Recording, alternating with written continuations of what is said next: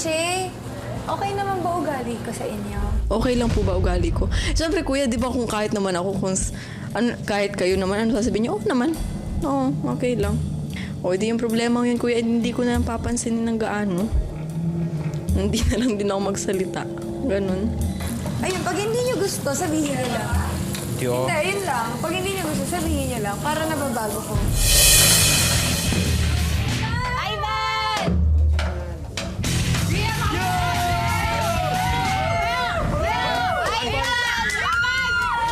Ang panalo Sino ang mahugas ng plato? ay ikaw, Ang sama talaga yan. Edward. Angelo. Sino? Rock my world, bro.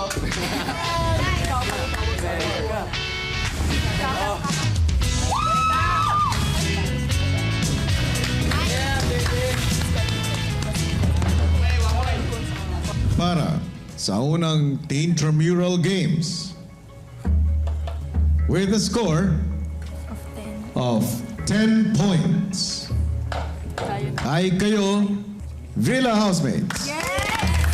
Congratulations!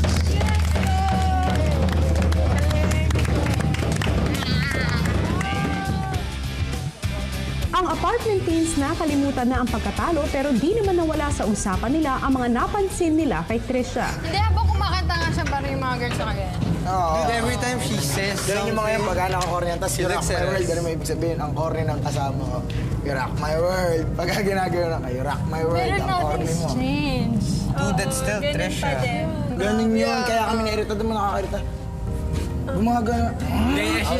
Sana naman at least mag-open up sila na sabihin nila kay Trisha yung nafe-feel nila kung yun nga, kung may inis rin sila para matulungan din magbago. Pero ano nga kaya ang masasabi ng Villa teens kay Trisha? Hindi naman ba ako mahirap pakisamahan? Hindi nga.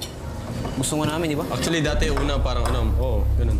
Yung nandun ka sa kabila. Nandun ka sa kabila? Iba yung Iba yung pagtingin namin sa'yo. Oo. Kaya nga yun yung sinabi ko, di ba? Nung una, Lahat ng tao, iba-iba yung expression ba sa isang expression. tao? Nasa mukha lang kasi. Oo. Mukha kang suplada. Oo. Dati. Di ba, mabait ka naman. Wala na po kaming yung masamang comment po sa kanya. Basta maganda po siya makisama po sa mga ka-housemate niya. Kahit parehas po sila ni Eslab na maingay. Ate Shay, okay naman ba ugali ko sa inyo? Okay lang po ba ugali ko? Siyempre kuya, di ba kung kahit naman ako, kahit kayo naman, ano sasabihin niyo? Oo naman. Oo, okay lang. O, di yung problema yun kuya, hindi ko na papansinin ng gaano. Hindi na lang din ako magsalita. Ganun. Ayun, pag hindi niyo gusto, sabihin niyo lang. Hindi, yun lang. Pag hindi niyo gusto, sabihin niyo lang para nababago ko. Nagulat kayo kahapon pag yung pumasok ako. Oo, nagulat Sabi ko si Maldita, nandito. Ako, tahimik lang ako eh. Tsaka naman, Pero siya talaga yung nagde-defend sa'yo. Di ba ako tinatawanan lang kita? No? Lagi lang ako, di. Dinidepend ko lang kasi hindi pa natin nakakasama. Ano naman?